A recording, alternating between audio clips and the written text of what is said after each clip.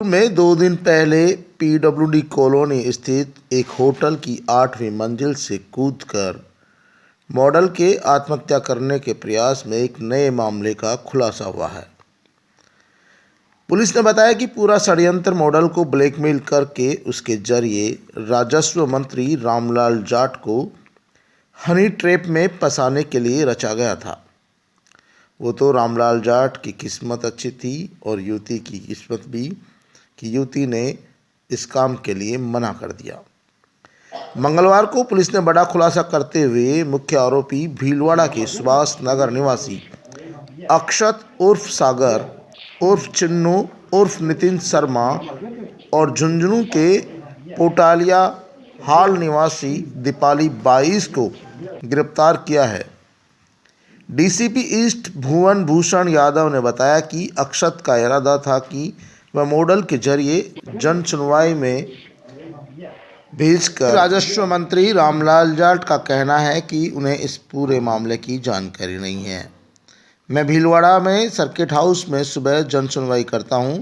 यह लोग जन सुनवाई में आए भी होंगे तो पता नहीं है।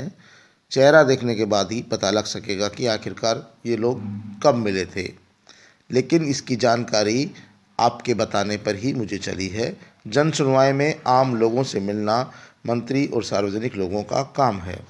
इन्होंने भीलवाड़ा में रामलाल जी के पास इनको भेजने की कोशिश करी थी, पर उनसे इनकी कभी सीधी बात नहीं हुई। जो ये लड़की है वो कभी उनसे मिली नहीं। और भारत भूषण यादव ने बताया कि रामलाल जाट को मॉडल के जरिए फंसाने की साजिश थी और अक्षत उर्फ चिन्नू शर्मा इसका मुख्य सूत्रधार है। रामलाल जाट के पास युवती और मॉडल को इसलिए भेजा गया कि वह उनके झांसे में आकर काम कर सके। यदि वो काम कराने के कई रास्ते अपनाता था और उनमें मॉडलों का सहारा भी लेता था। हालांकि इस पूरे मामले से कई बार मॉडल भी अनजान होती थी। अक्षत का साथ दिया दीपाली ने और अक्षत ने दोनों ने मॉडल को इस बात के लिए मजबूर किया। बताया जा रहा है कि अक्षत के पास मॉडल गुनगुन उपाध्याय के कुछ फ़ोटो थे। गुनगुन उपाध्याय अक्षत के संपर्क में मॉडलिंग के लिए आई थी और इस दौरान उन्होंने उन दोनों के कुछ फ़ोटोज़ खींच लिए। अक्षत ने मॉडल को इस बात के लिए राज़ी किया कि वह मंत्री के पास जाएगी। इस पर उसने इनकार कर दिया और भीलवाड़ा सर्किट हाउस से वापस जोधपुर चली गई, जहां जोधपुर के लॉर्ड्स इन होटल की 8वीं मंजिल से कूदकर सुसाइड करने का प्रयास किया। यही होटल है जिसकी 8वीं मंजिल से कूदकर मॉडल ने आत्महत्या का प्रयास किया। जब इस पूरे मामले की जांच पड़ताल की गई तो मॉडल के परिजनों ने मॉडल के बयानों के आधार पर अक्षत उर्फ नितिन शर्मा और दीपाली के खिलाफ ब्लैकमेलिंग करने और राजस्व मंत्री रामलाल जाट को हनी ट्रैप के मामले में फंसाने के आरोप लगाए। जब पुलिस ने इस पूरे मामले की छानबीन की तो अक्षत और दीपाली ने ये पूरा वारदात करना स्वीकार कर लिया।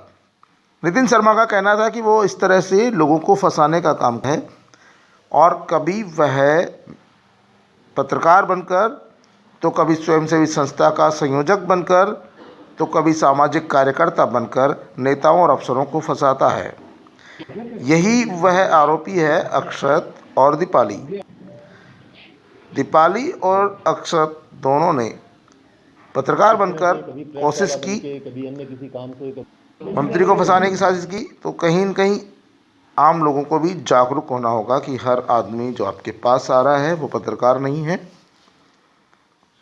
समाज सेवा के नाम पर, स्वयंसेवी संस्था के नाम पर जो चमक धमक के तरीके से आकर लटक झटक करने का काम कर रहे हैं, कहीं वो आपको हनी ट्रैप में फंसाने की साजिश तो नहीं रच रही। हालांकि रामलाल जाट की किस्मत अच्छी थी कि वो इस पूरे प्रकरण में बच गए और उनको इस पूरे मामले की कोई जानकारी भी नहीं थी। लेकिन दीपाली और अक्षत उर्फ नितिन शर्मा ने इस मामले में कोई कसर नहीं छोड़ी। उन्होंने जोधपुर की मॉडल को इस बात के लिए मजबूर किया कि उन्हें उनका कहना मानना ही पड़ेगा। और जब मॉडल ने इस काम को करने के लिए मना कर दिया।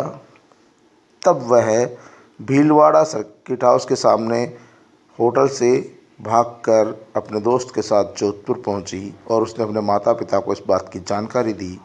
लेकिन मॉडल अपने माता पिता के पास पहुंचने से पहले सीधे एक होटल पहुंच गई और उस होटल से कूदकर उसने सुसाइड का प्रयास किया। लेकिन किस्मत अच्छी थी कि वो बच गई और उसके बचने के कारण ही इस पूरे मामले का पटाक्षेप हो सका कि आखिरकार अक्षत उर्फ नितिन शर्मा और दीपाली किस तरह से मॉडलिंग के नाम पर युवक युवतियों को ब्लैकमेल करते हैं। और वह युवक युवतियों को ब्लैकमेल ही नहीं करते, उनके जरिए अफसरों और बड़े नेताओं को भी ब्लैकमेल करते हैं। इस तरह से कभी प्रेस वाला बन के, कभी अन्य किसी काम से,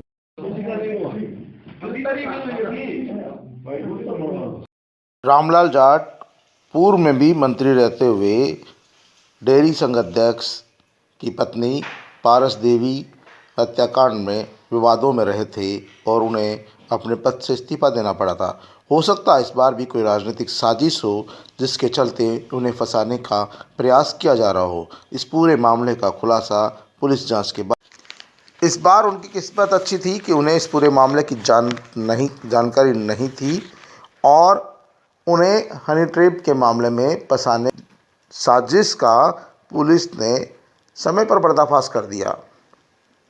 अगर मॉडल अक्षत और दीपाली के झांसे में आ जाती और मंत्री जी भी कहीं न कहीं मॉडल और तथाकथित इस पत्रकार और स्वयंसेवी संस्था के डायरेक्टर के बहकावे में आ जाते तो हो सकता था मंत्री जी को इस बार भी बदनामी और मंत्री पद छोड़ना पड़ता। लेकिन पुलिस ने इस पूरे मामले का पटाक्षेप कर दिया, खुलासा कर दिया। अब पुलिस इस बात का खुलासा लगा रही कि आखिरकार अक्षत अब तक किन किन लोगों को हनी ट्रैप में फंसा चुका है, आखिरकार कौन कौन लोग उसके इस जाल में फंस चुके हैं और आखिर वो काम क्या कराना चाहता था। कौन सी ऐसी फाइल उसकी अटकी हुई थी जिसे वह मॉडल्स के माध्यम से मंत्रियों और अफसरों से कराता था।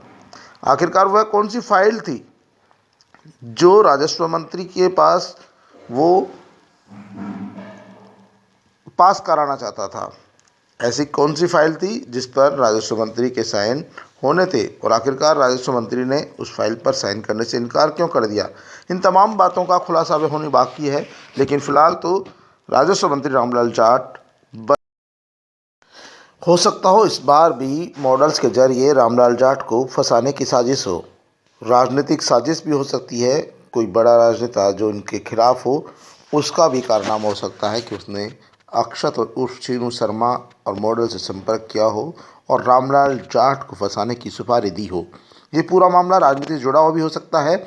इस पूरे मामले का खुलासा होने के बाद ही ये साफ हो सकेगा कि आखिरकार अक्षत उर्फ चीनू शर्मा के पीछे कौन था जिन्होंने अक्षत और चीनू शर्मा को पत्रकार बनाकर रामलाल जाट को हनी ट्रैप में फंसाने की साजिश रची।